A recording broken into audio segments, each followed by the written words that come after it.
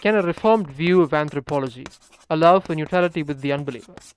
Reformed theology has as one of its basic tenets the view that humanity is totally depraved. That is a T in TULIP: total depravity, unconditional election, limited atonement, irresistible grace, and perseverance of the saints. All this doctrine of total depravity means, is that humans have fallen in sin so seriously that it affects their whole person. This does not mean that they are utterly depraved, though, and the distinction is worth noting. It means that humans, while they are corrupt as a whole, are not as wicked as they can be. God mercifully restrains humans from being as corrupt as they can be. Now, to anthropology. Anthropology, simply put, is a study of humans. What are our essential biological and physiological characteristics?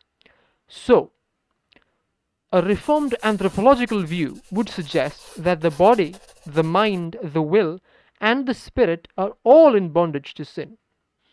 What has this got to do with neutrality, you ask? Well, to put it simply, does holding to this view affect our understanding of neutrality with the unbeliever? Can we stand on neutral ground and reason whether or not God exists from such a perspective?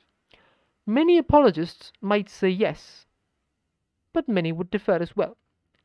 The question here is whether one can hold simultaneously to Reformed anthropology and neutrality with the unbeliever. And here is Dr. James Anderson answering that very question.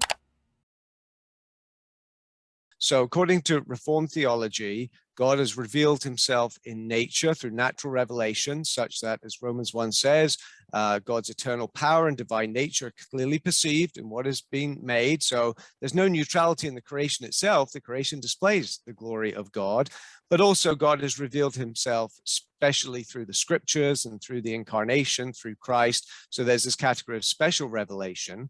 And what follows from that is that God intends us not to think in a neutral way or to approach anything from a neutral way, neutral stance, but to submit ourselves to his revelation. So if God has authoritatively revealed himself in nature and in scripture, and we ought to submit to that authority, then there's no room for what we might call autonomy, for treating ourselves as the ultimate standard or treating ourselves as independent of any external authorities. And there's no room for a neutral perspective as well, because either you're going to be reasoning in submission, acknowledging God's revelation, reasoning in submission to God's revelation, or you're not, or you're going to be reasoning in submission to some other authority, because we all have to have some ultimate authority. And so we can't be neutral about that. So I think just what we might call a reformed epistemology, that is a reformed theory of knowledge and reasoning and truth, rules out any stance of neutrality, that you can't approach any topic from a strictly neutral perspective, which is neither Christian nor non-Christian, neither in submission to God's revelation or not in submission to God's revelations. There's no position of indifference. Now, the doctrine of sin, I think, would the Reformed doctrine of sin and total depravity adds another factor to that, because what Scripture says is that those who are fallen in sin, who are unregenerate, cannot submit to God's law. They're hostile to God. They're hostile to God's revelation.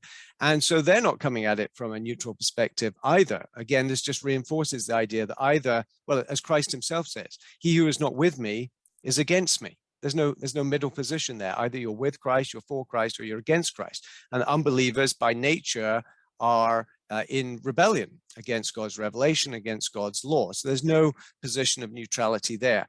Now, where people get a little confused here is that they think if there's no neutrality, then there's no common ground between a believer and unbeliever. And presuppositionalists such as Cornelius Van Til and John Frame have emphasized that while presuppositionalists deny that there's any neutral ground, there's no neutral perspective or neutral stance that we can take towards any of these issues, there is common ground.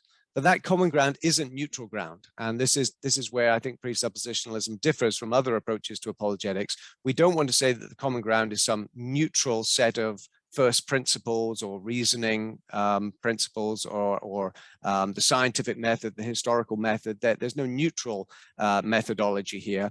But the common ground is in fact found in common grace, right? So we have this category of common grace that even though human beings have fallen in sin, God doesn't allow fallen human beings to follow through completely with their intellectual rebellion, which would lead them to utter futility and skepticism, but rather God in his grace restrains unbelievers so that they can still know the truth, at least some truths about things. They can still reason about things. They can still do science. They can still do historical research. They can know the difference between right and wrong to a certain degree. And so that common ground is found partly in common's grace, God's common restraining grace, but also in the fact that every human being is made in the image of God. So the doctrine of the Imago Dei also gives us common ground, because what that means is that the image of God is stamped on the consciousness of every human being, whether they acknowledge it or not. I mean, even an atheist who denies the existence of God is still made in the image of God as far as we're concerned. And so that common image of God and the common grace that allows us to reason with unbelievers gives us a starting point for discussions. But it doesn't mean that we can take, say, let's approach this from a sort of indifferent, neutral perspective and try and build our way to the Christian faith.